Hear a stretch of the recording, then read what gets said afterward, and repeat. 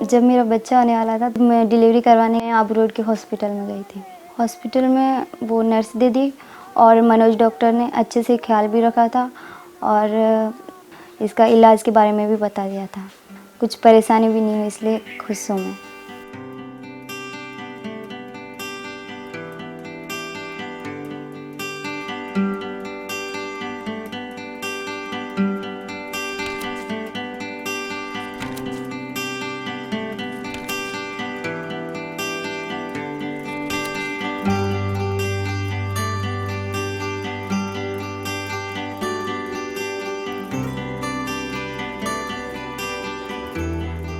पहले जैसे check list नहीं थी तो हम आते ही मतलब मदर को चेकअप एक बार करते थे और फिर उसके बाद जब डिलीवरी होती थी तभी देखते थे। तो पहले वो आईयूडी हो जाता था कई बार और पता नहीं पड़ता था। और मदर को भी जैसे कॉम्प्लिकेशन है, प्रोलॉन्ग लेबर पेन हो रहे, तो एक बार चेक कर लेते, बाद में चेक नहीं करते तो वो पता ही नहीं पड़ता था। चेक लिस्ट से पहले जैसे पार्टोग्राफ नहीं भरते थे।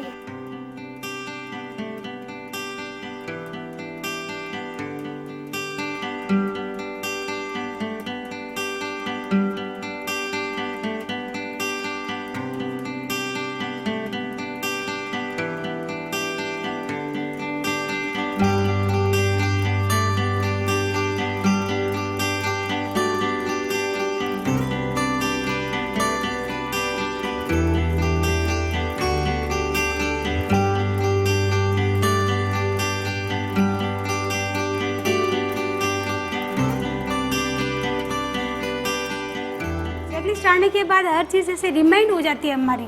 लेकिन जैसे पेशेंट है हम चेकलिस्ट लेते हैं, अरे ये प्रोसीजर नहीं किया तो फटाक से वो प्रोसीजर भी उस पर लागू हो जाता है। हम शुरू में उसका इस हिस्ट्री लेते हैं, उसकी मतलब पास्ट हिस्ट्री, उसके कितने बच्चे हैं वगैरह सब यू।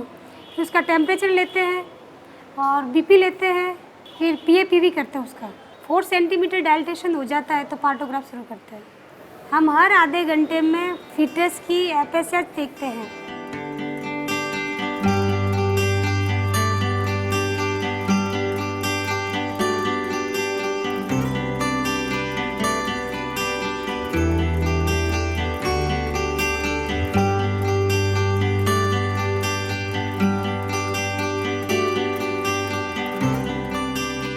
एपिजियोटोमी ट्रे बन गई है, बेबी ट्रे बन गई है, मेडिसिन ट्रे बन गई है। 6 ट्रे डिलीवरी की अलग से रखते हैं। हैंड वॉश के लिए साबुन और वाटर, और पूरा सामान स्टरलाइज होता है। ब्लीचिंग पाउडर वगैरह का सॉल्यूशन वगैरह बना के रखते हैं।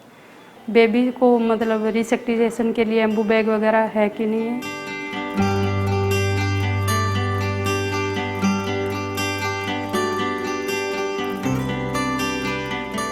जैसे 10 यूनिट्स ऑक्सीटोसिन आईएम देना है, मीजोप्रोस्टल मुँह से खिला सकते हैं। अगर उससे भी नहीं होता है तो NSRL वगैरह में ऑक्सीटोसिन डाल के शुरू कर सकते हैं और फंडल मसाज भी कर सकते हैं मदर का।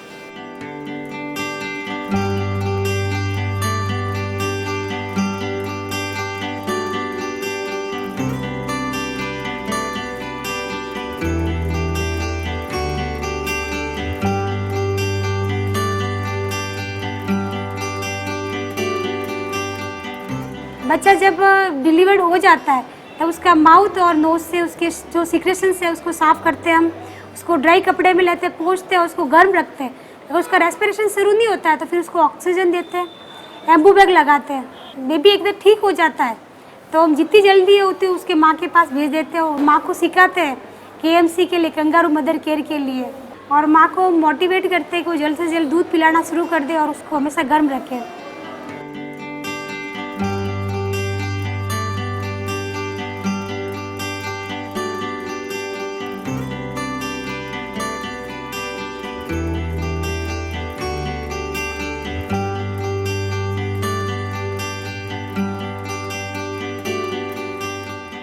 छुट्टी देने से पहले मदर और बेबी का हेल्थ चेकअप कर लेते हैं। मदर को ब्लीडिंग तो नहीं हो रही है, किसी प्रकार की कोई प्रॉब्लम तो नहीं है।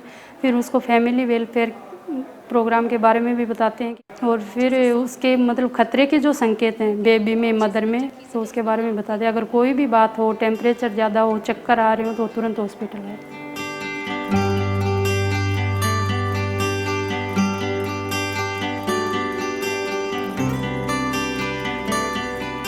पीपीएच के अंदर every second is very important. अपने रेसिडेंस से यहाँ आने में अगर 5 मिनट्स भी मेरे को लगता है तो उस 5 मिनट्स के अंदर अगर पेशेंट का मैनेजमेंट हो चुका है, that is very helpful to me. दूसरा चीज़ जिसके अंदर हेल्प मिला है, दैट इज़ एक्लैम्पशिया।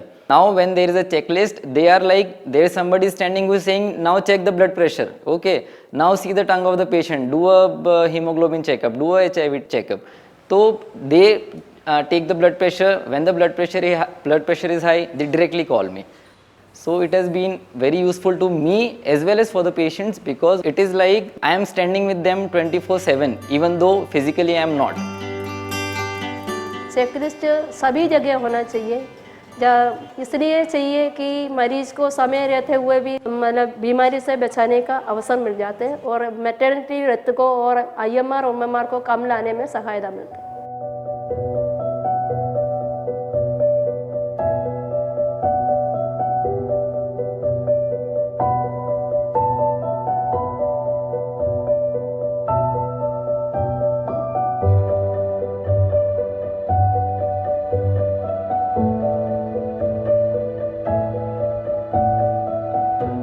हॉस्पिटल में अच्छे से समझाया था किस तरह से बच्चे का ख्याल रखना है।